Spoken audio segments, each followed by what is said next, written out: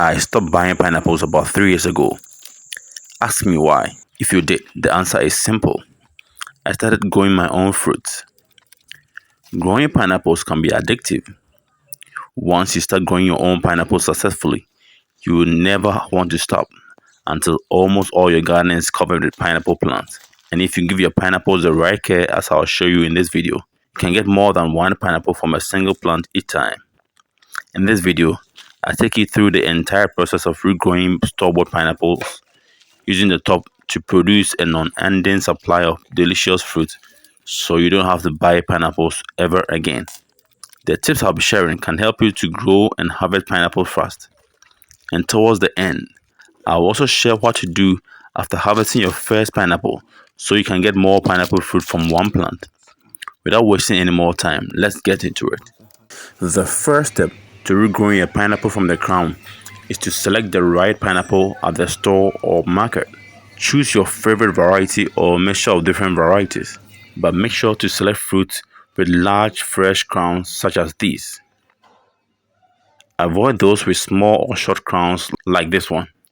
Once you bring the pineapple home, cut or break off the crown as shown. Then, pull out some of the lower leaves at the bottom of the crown and trim off any extra fruit attached at the bottom and let it cure in a cool, dry place overnight. Curing reduces pathogen attack. After curing, place the bottom of the pineapple top over a cup or bottom half of a plastic bottle filled with water. You can place these on a kitchen counter or windowsill for at least 9 days. You can change the water after every 3 days or just top it off with more water when the level goes down. Once the roots have grown appreciably, as seen here, you can transplant into the soil. First, fill a bucket or container with well-draining soil. Water it well and let excess water drain from holes created at the bottom of the bucket. Once the soil settles, create a hole deep enough to cover the roots and the entire bottom of the pineapple top. Plant the pineapple crown as shown. You can sprinkle in a little bit of cinnamon or turmeric powder or even fungicide to prevent against fungal attack. Since the soil is already wet, water the pineapple lightly after planting. Pay attention to where you keep the plants. Make sure you keep them in a place where they can obtain maximum sunlight. If you want them to grow and mature faster, make sure that they can get extra light during the night by placing them under a source of light such as a security light that comes on in the night. 1 week after planting, you can sprinkle and mix in a couple handfuls of balanced compound fertilizer. A fertilizer that is high in nitrogen will also work great. Depending on the soil type and the weather conditions, you can maintain a once weekly watering regime during the first few weeks. The fertilizer application can be repeated after another 2 months when visible growth in the leaves can be seen. From this stage, you can adopt a twice weekly watering regime until the plants grow big before increasing to a thrice weekly watering pattern. Although you can follow the watering regime prescribed in this video, pay attention to the soil surface when watering. If it is wet or moist, don't water. Water only when the soil surface is dry. The fertilizer application should be repeated every 2 months for the next 4 months. 7 months after planting, you can switch to application of foliar fertilizer using potassium nitrate at a rate of 1.2 grams per liter at a monthly interval. This promotes flowering and fruit development. Foliar fertilizer should be applied early in the morning or later in the day when the stomata are open.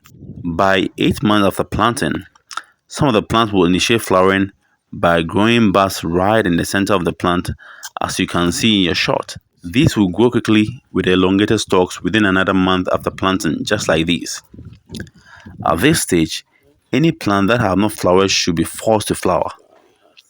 This can be done by dropping a piece of calcium carbide in the middle or center of the plant and pouring a little water over it, which will cause it to produce acetylene gas to induce flowering.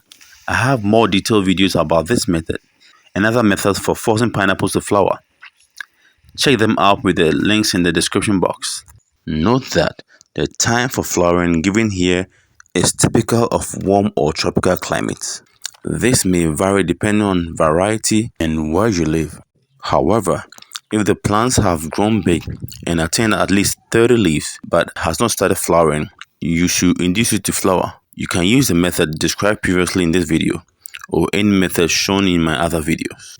About 1 month after the flower induction treatment, flowers will begin to form on those plants with the treatment. The plants which flowered earlier would have started forming the fruits. This is around 10 months after planting.